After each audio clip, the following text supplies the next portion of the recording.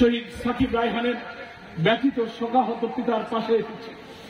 দোয়ার কথা শুনেই আপনারা এখানে ছুটে এসেছেন।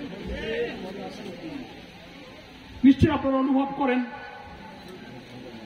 যে তার সন্তানকে হারায় তার মুখের ভিতরে যে শূন্যতা তৈরি হয়, সে মায়ের যে চোখের পানি, পিতার যে শূন্যতা, পৃথিবীর কোন কথা, কোন সম্পদ সেই শূন্যতা পূরণ করতে পারে না।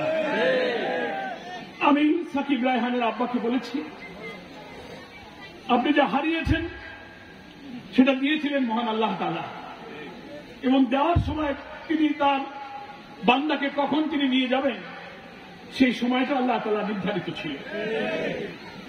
আমাদের শহীদ মাওলানা মতিউর রহমান নিজামীকে যখন ফাঁসিতে ঝুলিয়ে হত্যা করা হচ্ছিল,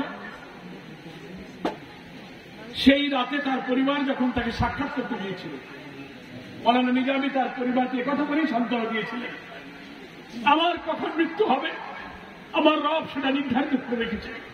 আমি যদি বাইরে থাকতাম তখন আমার কি মৃত্যু হতো, আমি কারাগারে আছি আমার মৃত্যু হচ্ছে। এটা হচ্ছে তাকদীর, এটা হচ্ছে মুমিনের ইমানের অংশ, এটা বিশ্বাস করতে হবে।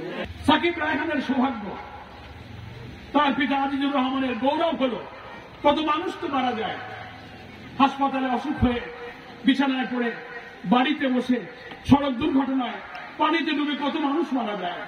কিন্তু এমন মৃত্যু, যে মৃত্যু দুনিয়ার কাছে সম্মানিত, দুনিয়ার মানুষ এই হাজার হাজার শাহাদাতের রক্তরূপে দাঁড়িয়ে আমার প্রিয় জন্মভূমি বাংলাদেশে স্বস্তি এবং শান্তির নিঃশ্বাস ফেলতে পারছে।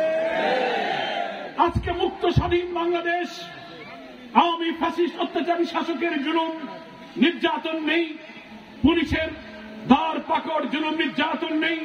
বাংলাদেশ একটি নতুন বাংলাদেশের দিকে অভিযাত্রা শুরু করেছে। সেই বাংলাদেশের কোটি মানুষের এই উচ্ছ্বাস, কোটি মানুষের মুক্ত জীবনের মুক্ত শ্বাস এই সাকিব রায়হানের রক্তের উপরে দাঁড়িয়ে আমরা।